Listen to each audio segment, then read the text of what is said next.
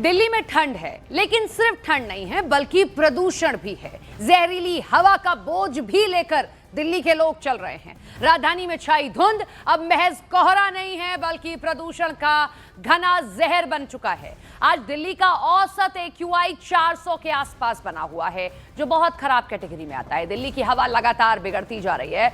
घना स्मॉग, कड़ाके की ठंड, कोहरे ने उत्तर भारत के बड़े हिस्से को अपनी चपेट में ले लिया है। हालात इतने बिगड़ गए हैं कि प्रदूषण गंभीर श्रेणी में बना हुआ है। दिल्ली की खराब होती हवा ने एक बार फिर से लोगों की सेहत को लेकर चिंता बढ़ा दी है। खासतौर पर बच्चों और बुजुर्गों की कैसे दिक्कतें बढ़ गई हैं। सांस की बीमारी से जूझ रहे लोगों के लिए यह स्थिति ज्यादा खतरनाक हो रही है। ग्राउंड पर क्या हालात हैं, हमारे कुछ सहयोगी हमारे साथ जुड़ रहे हैं, उनका तारुफ आपसे करा दें। दीपक बिष्ट हमारे साथ दिल्ली से जुड़ रहे हैं, जावेद मंसूरी दिल्ली के एक और इलाके से हमारे साथ जुड़ रहे हैं, रचना उपाध्याय मयूर विहार की तस्वीर आपको दिखाएंगे दिल्ली की, और प्रदीप कुमार हमारे साथ मेरठ से जुड़ रहे हैं। सबसे पहले हम दीपक का रुख करेंगे। दीपक, लगातार कोशिशें की जा रही हैं, सरकार कह रही है कि हम इंतजाम कर रहे हैं, लेकिन वो इंतजाम सब विफल हैं। अगर अभी भी मास्क लगाना पड़ रहा है, 400 के आसपास AQI है, तो कोशिशें रंग नहीं ला रही हैं या भरपूर कोशिशें नहीं की जा रही हैं? देखिए सपना, आज ओवरऑल दिल्ली का अगर AQI का लेवल बात करें तो 366 है, लेकिन कई इलाके जहां पर इंडस्ट्रियल इलाके हैं वहां पर 400 के आसपास बना हुआ है। और इसकी वजह सबसे अहम चीज़ ये कि कई ऐसी गलियां जहां पर कहीं ना कहीं कोई ना कोई कंस्ट्रक्शन ऐसा हो सकता है, क्योंकि 366 का मतलब साफ समझिए कि बिना मास्क के आप नहीं निकल सकते। और जिस तरह से पिछले कुछ दिनों से लगातार दिल्ली की आबो हवा जो है वो जहरीली बनी हुई है।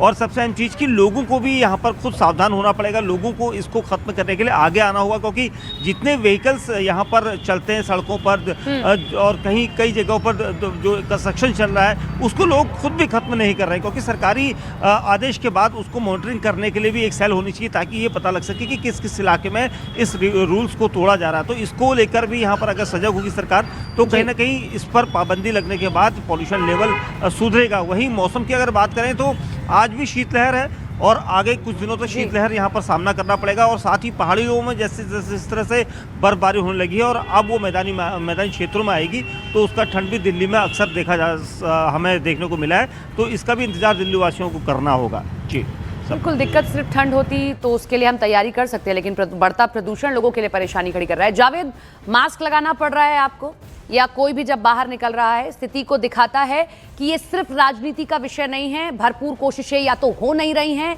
या नीचे के स्तर पर जहां पर इंप्लीमेंट होनी है वहां पर कोई लापरवाही बरती जा रही है, क्योंकि जिस AQI पे हम कल थे वहीं आज हैं और लगातार वही AQI है।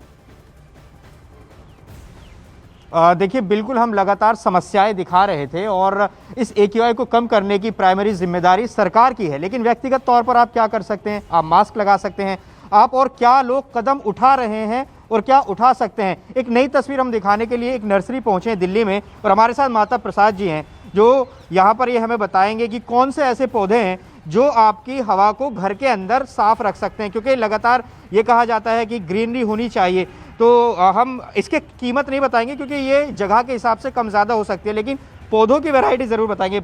माता जी, पहले ये बताइए कि लोग आ रहे हैं कि ऐसे पौधे खरीदने के लिए कि पोल्यूशन हो रहा है, कितने लोग आ जाते हैं अमूमन इस सीज़न में? नहीं, इस समय आ रहे हैं क्योंकि दिल्ली के अंदर प्रदूषण बहुत ज़्यादा हो गया है।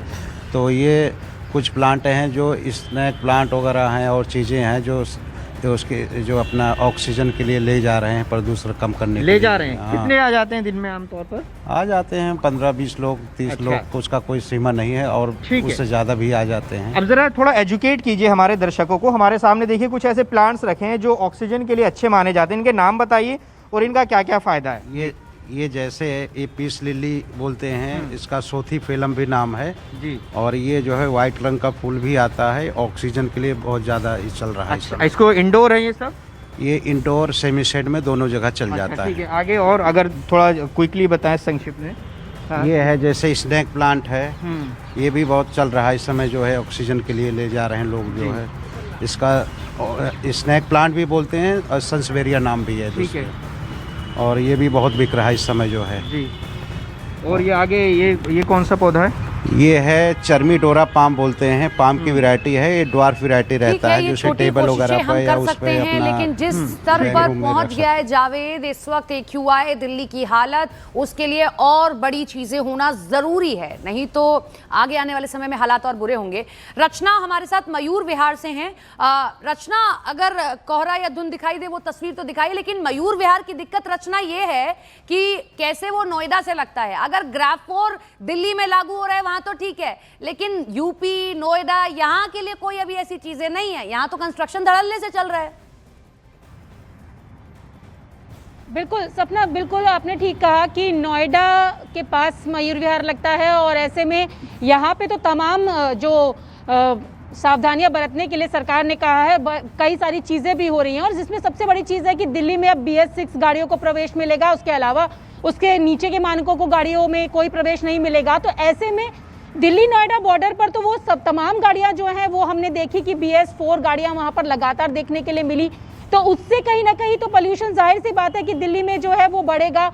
और ऐसे में अब अगर हम ग्रेफ 4 की बात करें तो हालांकि नोएडा में भी ग्रेफ 4 लागू हुआ है, लेकिन ऐसे में कई जगह पर कंस्ट्रक्शन जो है वो लगातार चल रहा है। जैसे कि दीपक भी कह रहे थे कि छोटी छोटी गलियों में तो वहां पे किस तरीके से मॉनिटरिंग होगी, क्योंकि नीति तो लागू हो जाती है लेकिन उस नीति पर निगरानी कैसे? धुंध तो दिख रही है और ये सिर्फ धुंध कोहरे वाली नहीं है, ये इसमें स्मॉग भी मिला हुआ है।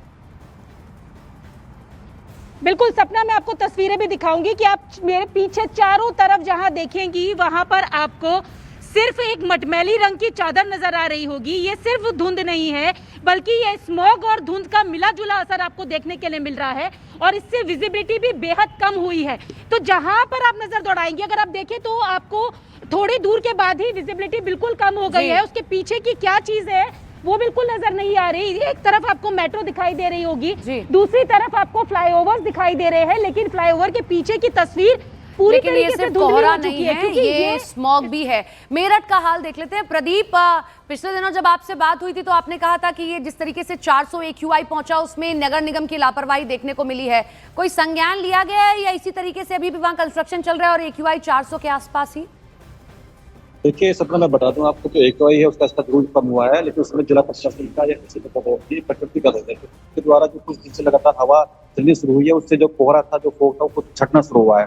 लेकिन बता दूं आपको कि उत्तरांचल के नजदीक है, कोहरा लगातार बढ़ रहा है, ठंड ज्यादा बढ़ चुकी है। कल ही जिलाधिकारी मेरठ ने जो 8वीं तक के जो क्लास के बच्चे हैं उनकी जो छुट्टी बढ़ा दी है, उनको कॉलेज जाने से मना कर दिया है। मैं बता दूं आपको, जो रैन बसेरे हैं उनका लगातार निरीक्षण कर रहे हैं, लेकिन जो धरती पर, जो धरातल पर जो सुविधा होनी चाहिए वो उनको नजर नहीं आ रही।